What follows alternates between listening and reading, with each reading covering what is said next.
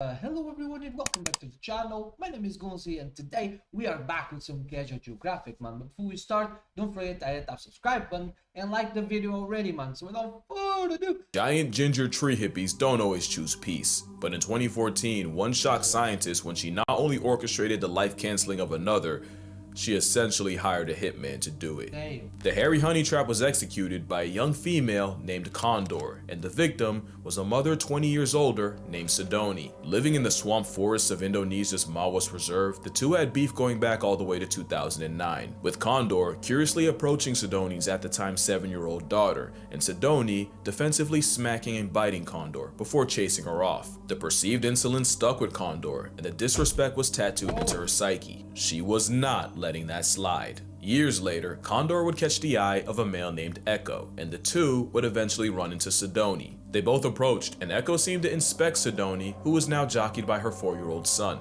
Echo seemed curious in the mother, before losing interest and proceeding to mate with Condor right in front of Sidoni. Call it passion or power play, but either way, when Sidoni tried exiting the situation, Condor escalated, ending the lovemaking and savagely beating Sidoni. But what blew researchers away was Echo going from bystander to participant. For 33 minutes, the two took turns beating on Sidoni, sometimes together, sometimes just Condor, with Echo blocking off any escape routes. It was an honest to ape jumping, and his much larger canines meant Echo inflicted the bulk of the damage. The pair didn't stop until a fourth orang, a male named Guapo, chased Echo off and ran defense for Sidoni before mating with her. The Orange Night would be too late, as a little over 2 weeks later, Sidoni became past tense due to her injuries, and scientists were left wondering what they had just witnessed. In over 26,000 hours of observation, only 6 female and female attacks were recorded, and none caused serious injuries. Yet here was a spiteful orang leveraging her carnal currency, specifically to erase one of her rivals, and Echo acting as a hired gun. Premeditated and personal, it was a shockingly dark look into the intelligence of the forest man,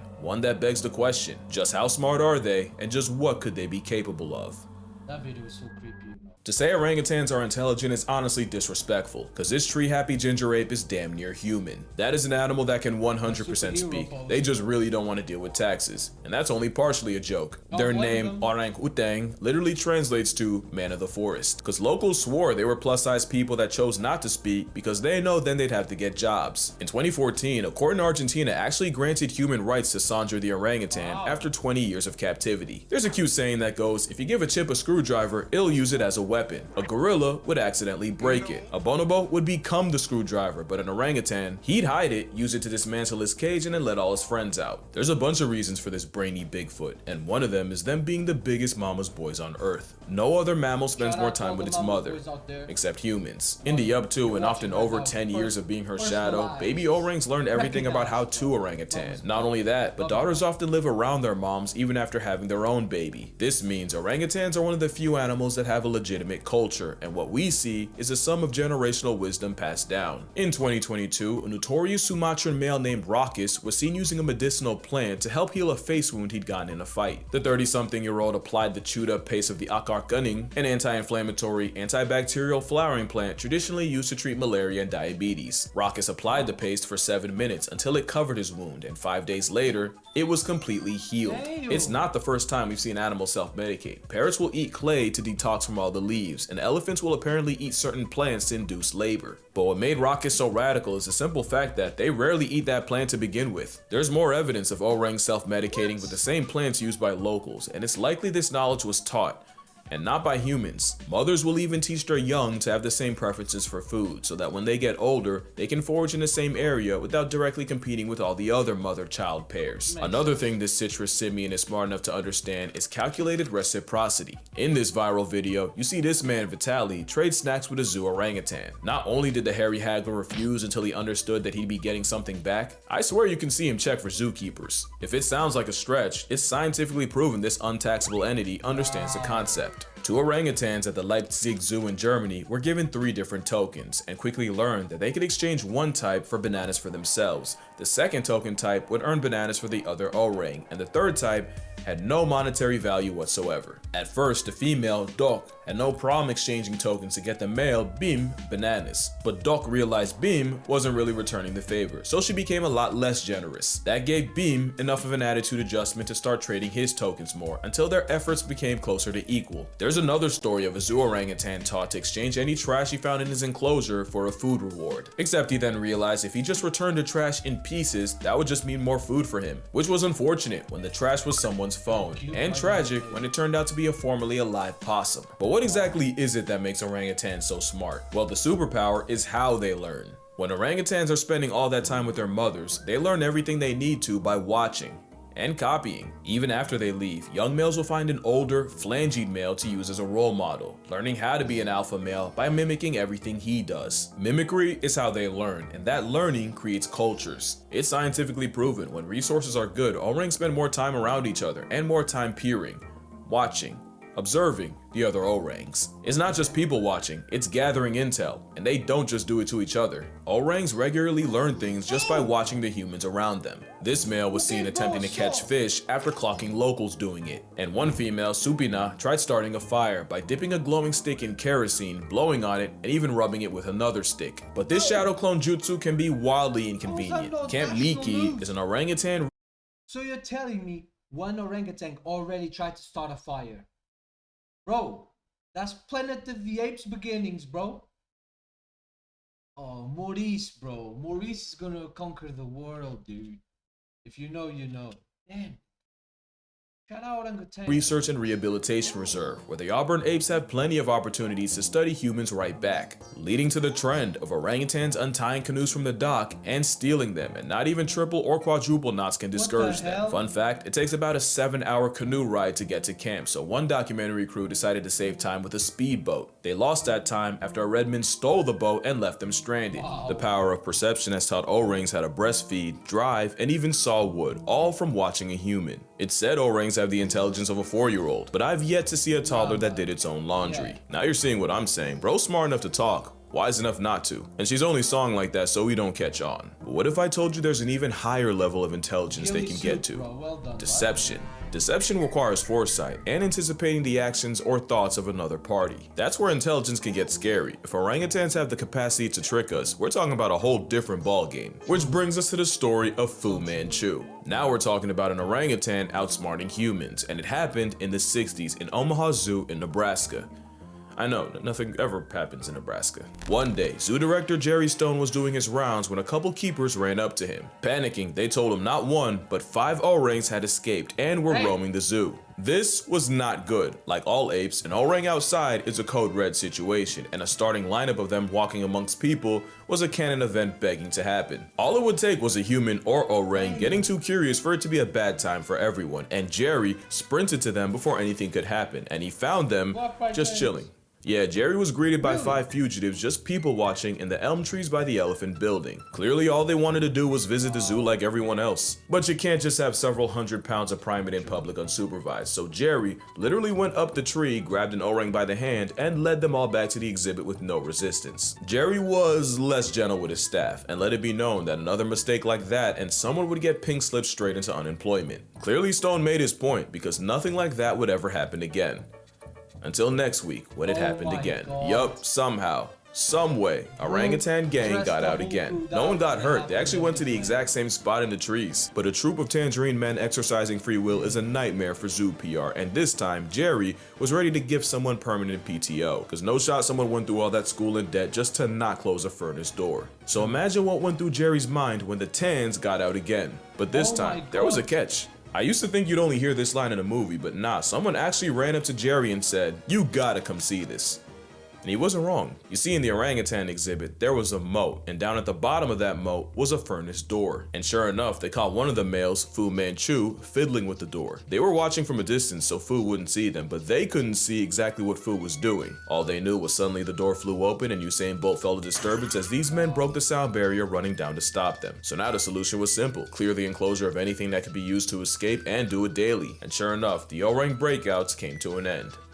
For about a week until it happened again. God. Jerry wasn't even mad, just Bro. tired. Remember, he was a zoo director, and these Mandarin menaces were monopolizing his life. And it was while perp-walking Fu Manchu, who just had to have the biggest eating grin. Jerry noticed a glimmer out the corner of his mouth. He pulls it out, and it all becomes clear. Out was a 4-inch piece of wire bent like a horseshoe that Fu Manchu had stashed between his lower lip and gum. The very hairy Houdini had been using it as a lockpick for weeks and hiding it in his oral wallet. No one taught Fu. Not only did he orchestrate his own emancipation, he had the foresight to realize he couldn't have the key out around keepers or else it'd get confiscated. Fu Manchu would be named an honorary member of the Locksmith Union of the United States, and Jerry Stone would go on to work with several other interesting apes, including a gorilla named Harambe.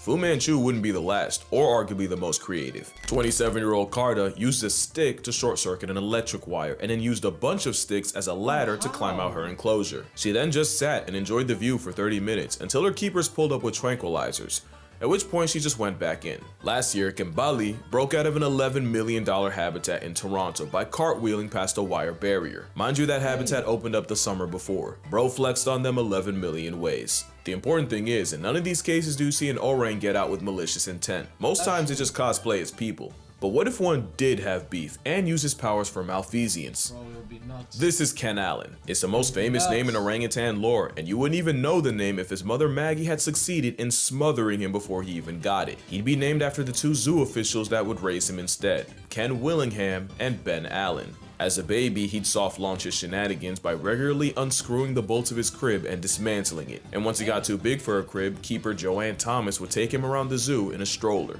A decision that arguably cost the zoo thousands. 5 days after moving into his new enclosure, June 13, 1985, Ken climbed a wall and got out. Years before, folks caught Ken building a DIY ladder out of some branches. One thing I didn't mention is living in the trees full time means orangutans literally make their beds every single night. Up to 20,000 in a life. Clearly the craftsmanship carries on. Ken Allen spent his freedom wandering the zoo, taking pictures with patrons, before getting escorted back. Not a great thing to happen, but no one got hurt, the wall he scaled got extended, and surely this wouldn't happen again. July 29th of that year, Ken found a way out again, but this time, his intentions weren't pure. You see, there was another orang, Otis. Ken did not like Otis. Ken hated Otis. He hated him so much that they actually had to be separated because orangs might be an endangered species, but as long as they were roommates, Otis was an endangered individual. So when Ken escaped a second time, he went straight for Otis's corner and chucked rocks at him. That premeditated stoning put him in solitary confinement, but I'm sure Ken will tell you it was worth it. But the reason for the beef might have been jealousy. Otis was the breeding star of San Diego, with nearly 10 kids and 3 wives. Ken hated him as a concept, so the zoo gave him 4.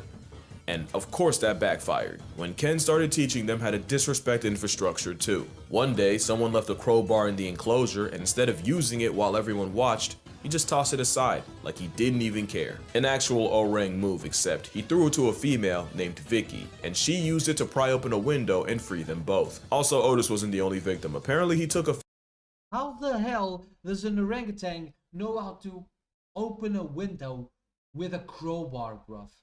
How? How? We've been lied to, you know. They're much smarter. They just can't talk yet. That's the difference. What the hell? fence to a TV crew filming a documentary on gorillas and pelted them with rocks, until he ran out of rocks and started using cannonballs from his colon. Ken was so crafty, employees would only have a chance of studying him if they dressed like regular guests, cause Ken would never incriminate himself if someone in uniform was around. Ken would break out a few more times, never hurting anyone, except Otis. He did once approach a child and mumble, "No one will ever believe you," before walking away, and if you doubt that, your disbelief makes his legacy stronger. His legacy was he cost the zoo over $40,000 in zoo enhancements, undercover surveillance, electric wiring, and even hired rock climbers to find every possible finger, foot, and toe. You know you're a G when rock climbers come to your pen, bro, to see where are the possible escape routes. Dude was a legend, bro. Shout out to the orangutan. But he likely made that back and more, with all the PR Ken Allen brought to the zoo, just by being himself. But except for Otis, who, let's be real, must have done something to deserve it, Ken Allen never used his intellect to inflict violence. Bro just wanted a vibe. But what could an orang with a human grudge do? There's a story of an orangutan actor hating his trainer and waiting until the two were alone up in a tree, where Pierre strangled his human op and threw him to the ground. But the only proof is the obscure article I couldn't find a source for. Plus, Pierre was probably in the right. Now, Joe's revenge was more than just a story. Joe was an orangutan that appeared in over 100 movies by 1919. This was a time where there were no laws against capturing, selling, and even killing wild orangutans. Universal Studios would take full advantage, and as cute as he was as a toddler, things changed once he became a teen. There would be several incidents with Joe, including a lawsuit where a security guard claimed Joe had mauled him with over 40 bites. There was another time he escaped, and when police pulled up to catch him, Joe stole an officer's gun. But the most infamous case was Joe breaking out of the Universal Zoo, serving straight chaos for 3 days, and even releasing 15 wolves and his elephant friend Charlie on the way out. But Joe did seem to have a code. Not only did he never attack women or children, he'd often defend them. One scene had an actor pretend to spank a child, but because Joe don't play pretend with the little ones, the orang went O-line and leveled the guy. Another scene had Joe's character help rob a lady, but when good guy Joe saw the villain looming over her, Joe folded his clothes, with him in them. By 1924, Joe was retired from show business after being deemed too dangerous to work with. Yeah, I ain't gonna lie, it's Team Joe over here. But there's an even darker side to orangutans, so dark that I'ma just drop this. Here's an ad while you consider your options. Birute Galdeques is a primatologist and one of the leading experts on orangutans, and in the 70s, she arrived at Camp Liki in Tanjung Putin National Park, where she was immediately warned by native Indonesians that some male orangutans can find humans attractive and occasionally physically and forcefully act on it. She didn't believe it until a male walked into camp one day and violated a female cook, and even multiple people trying to wrestle him off couldn't stop the salacious onslaught. It's now advised that menstruating women either avoid orangs or walk around with a club. So as you can see, orangutans are capable of anything from petty theft and zoo escapes all the way to premeditated census layoffs. But honestly, they could and should be way worse. An orangutan has never been on record murking a man, and some have had very good reasons. Joe Martin had every good reason, and the fact that he died with no body says more about his kind. The strong mom bond means Joe's mom was almost certainly destroyed for him to be taken. Joe suffered all manners of neglect, including electrical burns from wires, eye damage from the constant stage lights. He was given cigars and alcohol which ruined his health, and he was even knocked out by former heavyweight James Jeffries, all without never really interacting with another orang.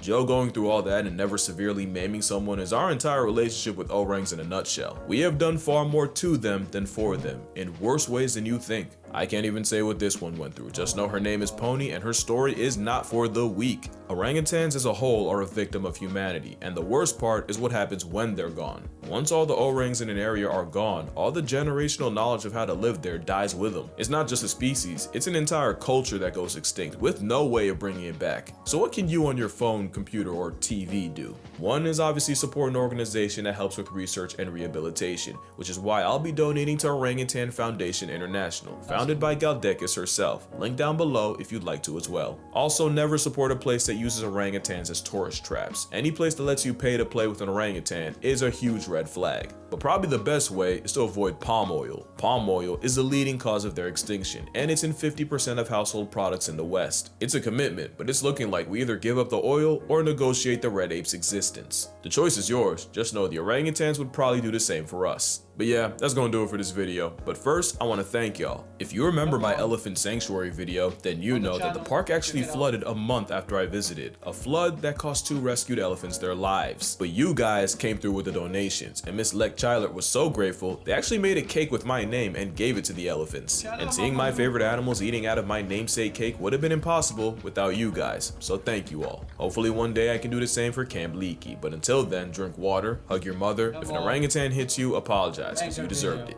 And I'ma see y'all in the next one. So there you have it, guys. That was Casual Geographic's banger. Shout out to Mamadou, bro stays, the GOAT. And yeah, man, thank you so much for all the support on the channel. Shout out to all the new subscribers. Love each and every single one of you. And all glory to Jesus. And I'll see you guys in the next one. Goodbye.